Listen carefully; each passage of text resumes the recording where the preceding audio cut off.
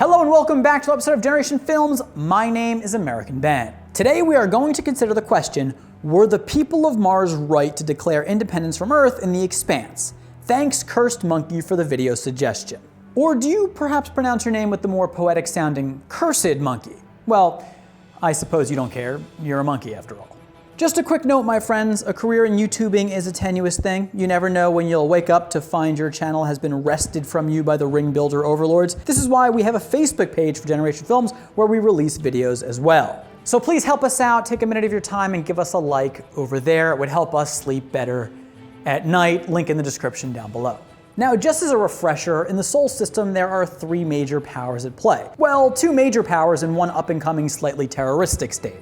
Now, I'd usually be willing to hear arguments that Earth and Mars are the true terrorist states because of all their oppression and violence. But sorry, in Season 5, spoiler alert, once one of your leaders starts chucking fiery asteroids at a planet filled with billions of people, it becomes really hard to defend you. Love all the other belters, though. Of course, despite being a superpower, the Mars Congressional Republic grew out of Earth. The Red Planet was originally a colony of Earth until eventually declaring independence and striking out on its own.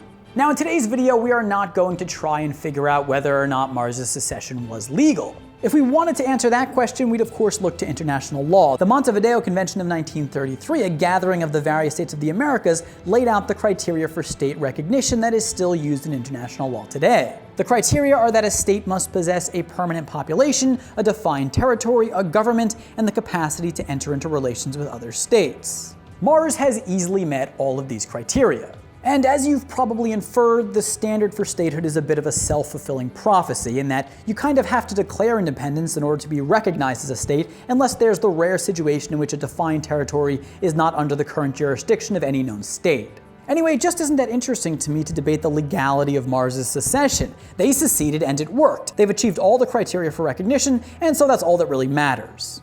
No international or intra-system court has the capacity to force Mars back under Earth's rule. Thus, the more interesting question is, was Mars justified in declaring independence? Because this question requires that we draw on moral and logical reasoning rather than codes. For historical context, the best example we have, in my opinion, is that of the American Revolution. There are a lot of parallels between the lead up to the American Declaration of Independence and Mars's in terms of both perceived and actual slights. Now, if you ask most people to tell you off the top of their heads why the Americans were led to secede from the Kingdom of Great Britain, they'll probably either mention taxation without representation or the aspirations of the colonists to build a society for and by the people and free of tyranny. And yes, both of these answers would be right, but the truth goes a bit deeper than that. In the 18th century, the British Crown had become rather estranged from its American territory while still being deeply economically involved with it.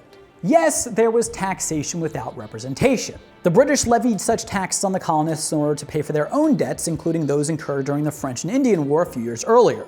And beyond just taxation, the British actually forced American colonists to do business with them and thus forced them into more taxes. The infamous Stamp Act of 1765 imposed a direct tax on various printed materials and required that said materials be produced on stamped paper produced in London.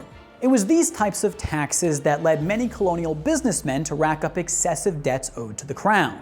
George Washington, the man oft called the Father of America, was notoriously riddled in debt owed to British merchants accrued from his tobacco business. Now, some would say, well, American Ben, actually George Washington wasn't such an astute businessman, and if he was smart, he would have diversified Mount Vernon's industry much earlier. And then again, others would agree with him that the British system was oppressive towards its American counterpart and neglectful of the needs of the colonists. In either case, no doubt that the perception of many colonists was that the British were content to let them suffer because from far across the sea they had no personal attachment to the colonies and couldn't identify with the colonists' plight.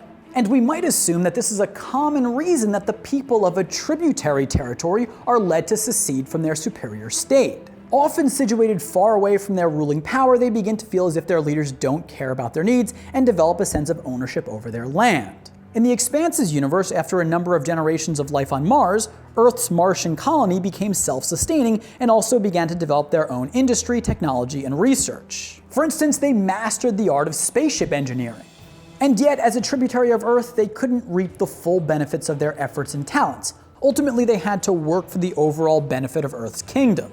If you were a Martian at that point, especially with all the government propaganda inspiring fervent nationalism, you'd probably feel much bitterness towards Earth, as your industriousness was unwillingly being dedicated to this supposedly superior state, which at any given time was at least tens of millions of miles away. Similarly to taxes that inspired the American Revolution, at this point all that was really needed to start a Martian rebellion was a straw to break the camel's back. This final catalyst came in two parts in terms of the Earth-Mars divide. First, when a group of Martian secessionists published their manifesto and it permeated the mainstream Martian consciousness, in response the UN launched ships towards Mars in an aggressive play to intimidate Mars back into compliance. Though negotiations ultimately proved fruitful and tensions were assuaged. Second, the UN also issued a proclamation mandating that all future Martian ships be contracted through the UN-run Bush shipyards on Luna, Earth's moon. And when Mars ignored this mandate, the UN then ordered that all shipyards on Mars be shut down, pending an inspection by a team from the UN.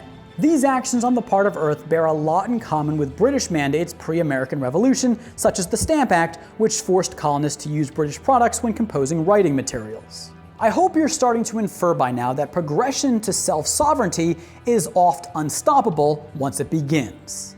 Mars recognized its ability to take care of itself. Earth acted aggressively in response out of fear of losing its colony, and this only further aggravated the Martians, and so on.